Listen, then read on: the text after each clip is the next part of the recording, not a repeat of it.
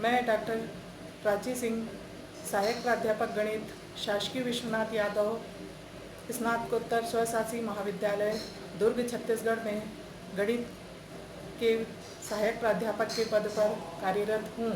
आज हम बीएससी तृतीय वर्ष के दूसरे पेपर के तीसरे यूनिट के टॉपिक वेक्टर स्पेस या सदिश समष्टि पर बातचीत करेंगे।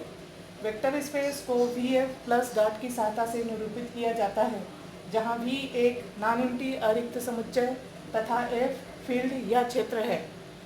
इस VF में दो बाइनरी ऑपरेशन द्विचर संक्रियाएं प्लस और डॉट हैं। प्लस आंतरिक संयोजक है जो कि इंटरनल कंपोजिशन है, जो कि किसी एक समुच्चय के अवयवों को आपस में जोड़ता है। डॉट बाह्य संयोजक या एक्सटर्नल कंपोजिशन है जो दो समुच्चय के अवयवों को आपस में संयोजित करता है। वेक्टर स्पेस में दो समुच्चय V और F होते हैं। हमें इनके अवयवों को अलग अलग दर्शाना है, इसलिए हम V के अवयवों को वेक्टर या सदिश कहते हैं और F के अवयवों को स्केलर या अदिश कहते हैं। यहाँ पर सदिश या अदिश से तात्पर्य दिशा और परिमाण से नहीं है, केवल दोनों को अलग अलग दिखाने के लिए सदिश और अदिश कहा गया है। अब हम सदिश समष्टि या वेक्टर स्पेस की परिभाषा देंगे। V प्लस डॉट एक सदिश समष्टि वेक्टर स्पेस कहलाता है यदि V प्लस एक आबेली समूह हो तथा V और F के अवयव प्लस और डॉट के सापेक्ष वितरण नियम का पालन करते हैं। गणितीय रूप से V प्लस एक आबेली समूह है, अतः V के अवयव प्लस, जिसे हम वेक्टर एडिशन भी कहते हैं, के सापेक्ष निम्नलिखित नियमों का पालन करते हैं। पहला, क्लोजर प्रॉपर्टी या संवरक नियम। For all alpha beta belongs to V, alpha plus beta also belongs to V। दूसरा नियम, सहचर्यता। Alpha plus beta plus gamma is equal to alpha plus beta plus gamma. For all alpha beta gamma belongs to V। Identity या तत्समक अवयव।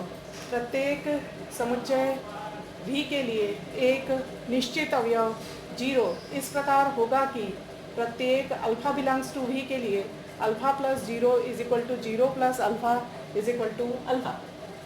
Inverse, प्रत्येक alpha belongs to V के लिए एक अद्वितीय अवयव बीटा बिलोंग्स टू V इस प्रकार होगा कि alpha plus beta is equal to 0। इसका मतलब beta is equal to minus alpha. पांचवा, क्रम विनिमयता। For all alpha beta belongs to V, alpha plus beta is equal to beta plus alpha. वितरण नियम। A plus b alpha is equal to A alpha plus b alpha. Alpha plus beta A is equal to alpha A plus beta A b alpha is equal to A b alpha. 1 into alpha is equal to alpha. For all alpha beta belongs to V and A B 1 belongs to F। चूँकि F field है इसलिए 1 F को belong करेगा, F में स्थित होगा। यदि इन नियमों का पालन V और F के अवयव करते हैं तो हम V F प्लस डॉट को सदिश समष्टि कहते हैं। वेक्टर स्पेस सदिश समष्टि का एग्जाम्पल। माना V is equal to R square is equal to A B such that A B belongs to R, जहाँ R वास्तविक संख्याओं का समुच्चय है तथा F is equal to R, वह भी वास्तविक संख्याओं का समुच्चय है। तो alpha is equal to A1 A2 belongs to R square होगा, जहाँ A1 और A2 R के अवयव हैं। तब alpha plus beta is equal to A1 A2 plus B1 B2, A1 plus B1 is equal to A2 plus B2। A1 और B1 दोनों ही R के अवयव हैं, इसलिए दोनों का योग हो सकता है और योग होने के बाद नया अवयव बनता है C1, जो कि फिर से R का अवयव है। अतः A1 B1 A2 A2 B2 convert हो जाते हैं C1 और C2 में, जबकि C1 C2 belongs to R।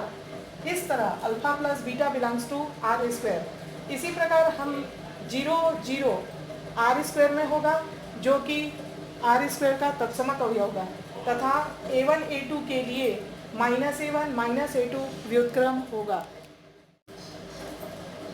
Now A belongs to F is equal to R, alpha is equal to A1 A2 belongs to R square के लिए A alpha is equal to B1 B2, जहाँ B1 B2 R के अवयव हैं, तो B1 B2 belongs to R square. So a alpha belongs to R square. इसी प्रकार a alpha plus beta is equal to a alpha plus a beta, a plus b alpha is equal to a alpha plus b alpha, a b alpha is equal to A b alpha तथा 1 into alpha is equal to alpha.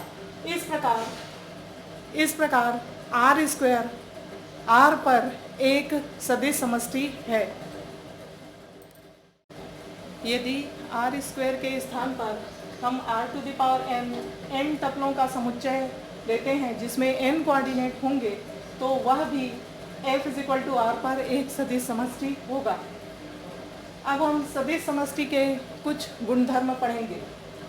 पहला a into zero is equal to zero, दूसरा alpha into zero is equal to zero, a minus alpha is equal to minus a alpha, minus a into alpha is equal to minus a alpha is equal to a beta implies that alpha is equal to beta, a alpha is equal to b alpha implies that a is equal to b, a alpha is equal to 0 implies that a is equal to 0, r alpha is equal to 0, a alpha minus beta is equal to a alpha minus a beta. For all a b belongs to f, alpha beta belongs to v.